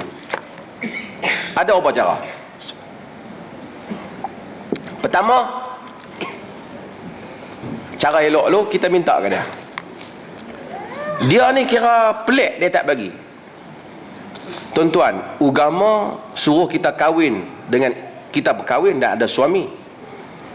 Antara dua kedudukan ini, antara isteri, antara suami dan ibu, siapa lebih besar di sisi Allah? Ibu. Tapi dalam masa yang sama kita ada komitmen sebagai isteri. Kalau bila pihak kita kahwin, suami kita penjarakan kita seakan-akan, dengan langsung tak bagi, putuskan hubungan silaturahim dengan kita, langsung tak boleh pergi melawat mak kita, sakit pun tak boleh, apa pun tak boleh. Ini sebesar-besar maksiat. Nabi kata la ta'ata li makhluqin fi maksiati khaliq. Jangan taat pada makhluk dalam bermaksiat pada pencipta. Boleh kita balik dengan keperluan ibu kita lah. Mak kita kata ni mak sakit, tak ada siapa lah nak bagi makan ubat ni, nak tengok, kita balik tengok. Lepas pada tu habis kita selesai urusan ibu kita, kita baliklah sama suami kita. Jangan dah kata balik, aku balik aku tak mau, tak boleh lah. Kita balik dengan kadar perlu, kalau kita masih nak kekal status sebagai isteri. Cara yang kedua, kita pecat suami kita. Ya betul, kita bagi tahu, kita minta pasah kerana dia bukan suami yang baik, dia pisahkan kita. Saya sebut hal ni bukan main-main. Maksudnya setengah orang anggap nanti suami saya halang hubungan keluarga, dia tak bagi saya lahir, saya nak pisahkan dia. Mahkamah Islam patut mengconsider benda ni sebagai berat. Jika perempuan Sabit bin Qais datang kepada Nabi mengadu, dia kata Sabit la a'tibuhu fi dinihi wala fi khuluqi walakinni akrahul kufra fil Islam. Sabit aku tak petikaikan dia, agama dia, akhlak dia aku tak petikai, tapi aku tak suka kufur dalam Islam, tak suka duk lawan suami. Nabi kata Kau nak bagi balik ke kebun yang dia bagi, mahar dia? Dia kata ya. Nabi kita bagi balik kebun dia. Nabi panggil Sabit, talliqha, ceraikan isterimu. Kalau kita kata just like that, terus. Sebab kerana tak padan seorang wanita dihukum kehidupannya hanya kerana seorang lelaki, dan tak padan seorang lelaki dihukum kehidupannya kerana seorang wanita. Allah kata wa ashiruhunna bil ma'ruf aw sarrihu bi ihsan. Gaulilah dengan cara yang baik ataupun pisahkan dengan cara yang baik. Ni saya nasihatkan pada diri saya dan lelaki semua. Kalau tak mau, jangan buat nanya orang. Kita tak mau, kita tak mau. Kita rasa kita lah hari-hari duduk berdosa. Kita dengan cara yang baik, bagi hak dia, jangan zalim dia. Kita tak bagi dia, dia terseksa 12 tahun duk fikir pasal satu orang lelaki, dan kita 12 tahun duk fikir pasal satu orang perempuan.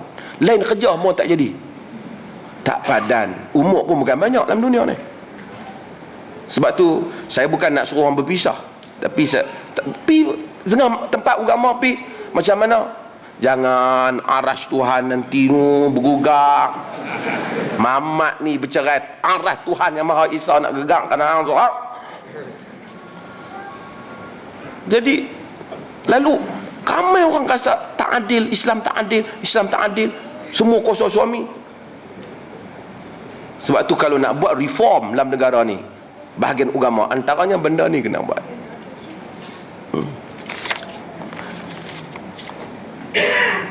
Sekiranya isteri bekerja dan ingin memberikan wang hasil kerjanya kepada ibunya, tetapi tidak dibenarkan oleh suami, bolehkah isteri memberikan wang itu kepada ibunya? Boleh. Duit dia. Cik, orang perempuan tahan duit dia apa? Bila kita kahwin dengan seorang lelaki, bukan bererti segala harta-harta kau di darat dan di lautan menjadi, tak ada. Gedung-gedung di darat, kapal-kapal di laut, bukan menjadi milik. Yang jadi kita isteri dah. Harta kita tetap. Islam perkahwinan tidak menafikan pemilikan harta kita. Kita ambil harta dia pergi bagi, tak boleh. Harta kita boleh bagi. Dan ada beberapa riwayat Bukhari yang menunjukkan wanita-wanita bersedekah dengan harta mereka. Kita bekerja, tapi suami kita boleh tak kata, aku tak benarkan hang bekerja. Dia ada hak. Kalau kita tak mau, kita kena deal lah. Sebab tu saya cadang, bagi orang yang pergi belajar lama, perempuan nak kahwin dengan seorang lelaki, dia syaratkan sebelum kahwin, oleh kerana saya ni 10 tahun pergi belajar sampai PhD ni, mai-mai kahwin dengan dia setahun suruh berhenti. Semua ilmu tu tertumpu pada potong bawang dan bersiang ikan. Jadi saya rasa tak berkemampuan. Dia dulu duk bersiang manusia, dia doktor kan. So katakanlah, saya bukan, katakanlah, maka kita kata kalau nak kahwin saya syarat saya boleh bekerja, dan dia pun setuju. Masa sebelum nak kahwin ni boleh diminta bulan dan bintang kan? Okey, ya, dia pun setuju. Al-muslimun ala syurutihim, orang Islam di atas syarat dia, tak apa. Kalau tak ada syarat tu, lepas tu kita kahwin, dia tengok umat, dia ada kuasa untuk kata kita kena berhenti.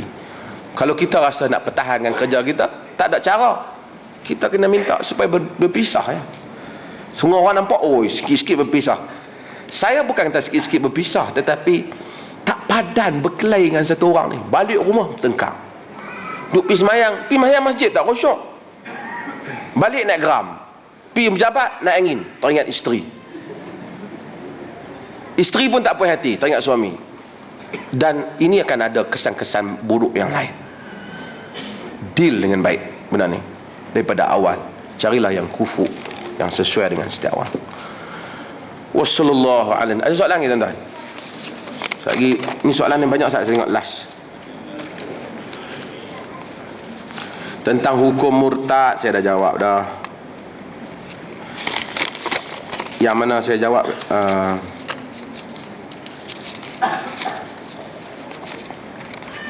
hukum beramai-ramai ke kuburan serta mendirikan tempat ibadat dan duduk atas kubur beramai-ramai. Nabi larang duduk atas kubur. Nabi kata la an yajlisa ahadukum ala jamrah hatta ihtaraqa thawbuhu khairun min an yajlisa ala al-qabr. Jika seseorang itu duduk atas bara api sehingga terbakar, lebih baik daripada dia duduk atas kubur. Hadis riwayat Muslim.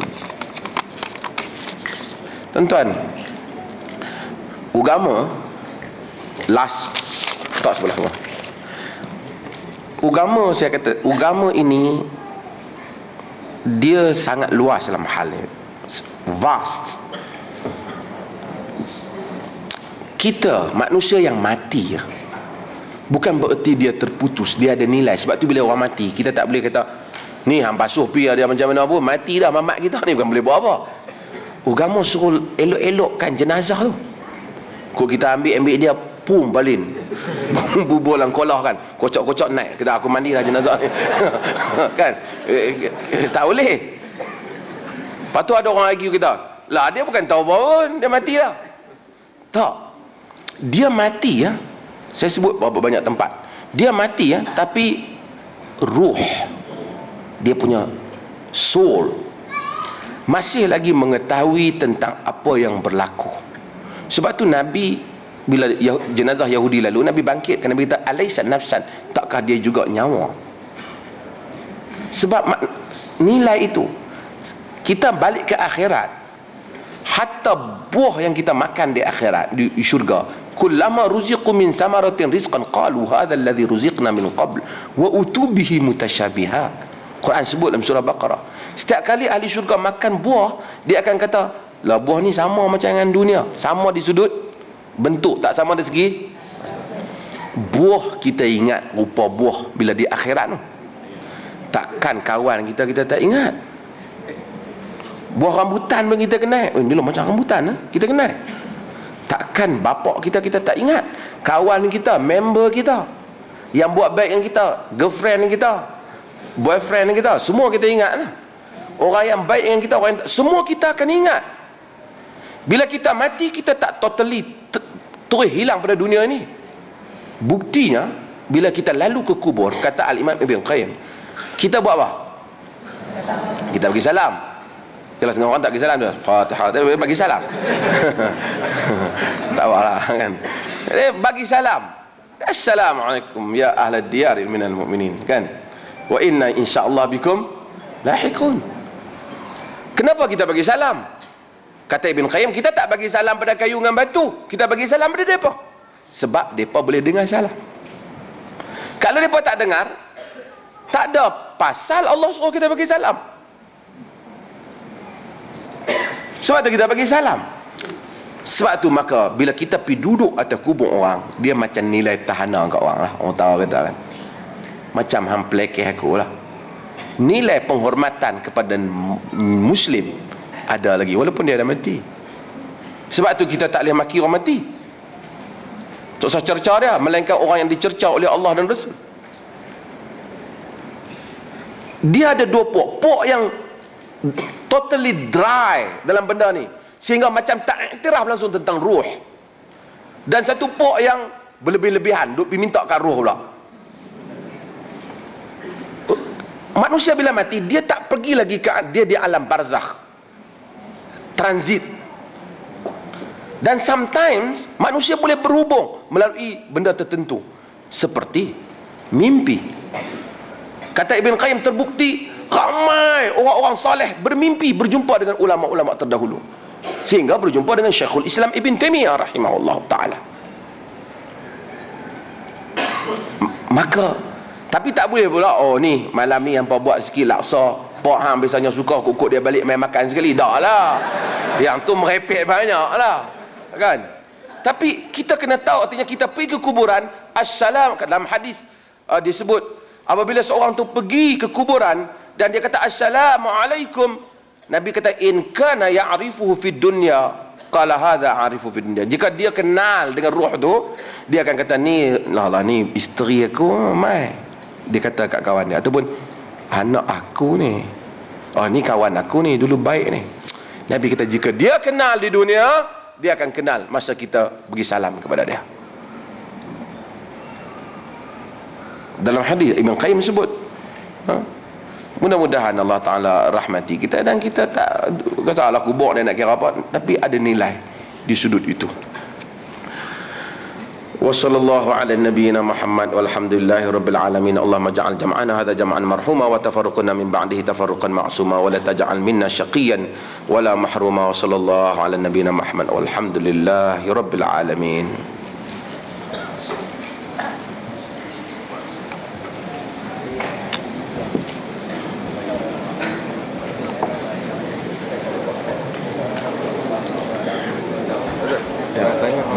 Kalau member saya tanya, kalau doktor dia nak praktikal dengan perempuan je lah, injek Kalau ada keperluan untuk dia mengkaji dengan perempuan dengan kadarnya, kadar keperluan.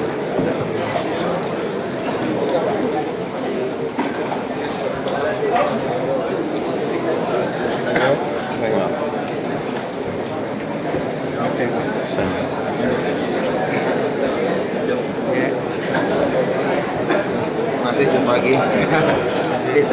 Yang kita saya tadi macam lain doktor punya cetakan dia tu. Iya kan? Kita bagi tak apa? Dia ada salihah. Okey. Tapi yang hunai apa semua tak ada lah tu. So nice. Perkataan dia pun 2-3 perkataan berbeza. Mungkin dia ambil riwayat yang lain. Memang dia memang macam tu kita adil kan. Kadang-kadang mungkin kerana bila makan